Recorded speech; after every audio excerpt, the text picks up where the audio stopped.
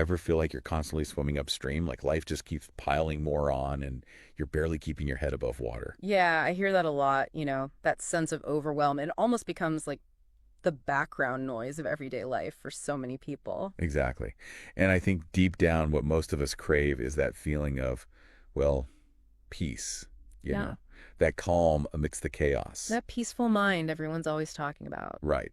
So today we are going deep, folks. We're diving into The Peaceful Mind Compass by James Grouder. This book is our roadmap, our source material for figuring out, well, what actually works when it comes to, feeling good. Right, because we all know those quick fixes, those do this one thing and all your problems will vanish promises, they just don't cut it. Mental well-being, it's a journey, not a destination. 100%.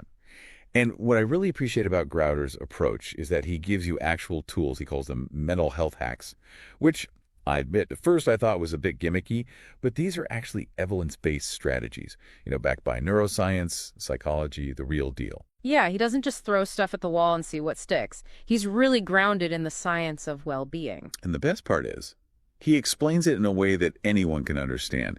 You don't need a PhD in brain science to get it. He's got this whole compass metaphor, right? Yeah, oh, yeah, I love that. So he says, being self-aware is like knowing exactly where you stand on the map. And a peaceful mind, that's your North Star, your desired direction.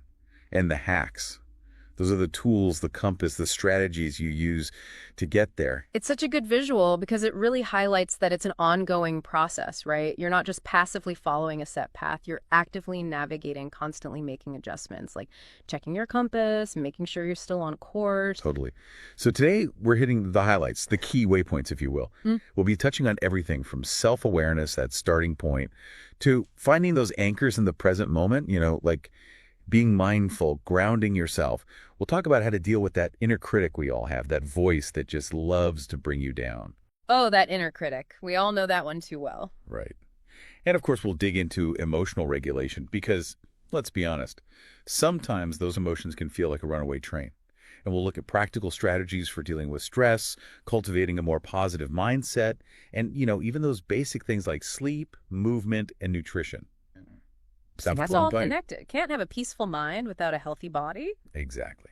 And we'll look at resilience, that ability to bounce back from challenges, because life is going to throw curveballs no matter how peaceful your mind is. Through that.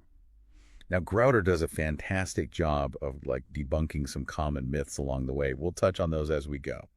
And while we won't be doing every single exercise from the book, we'll definitely give you the gist, the key takeaways, so you can start applying these ideas in your own life. He even provides all the scientific references in APA format.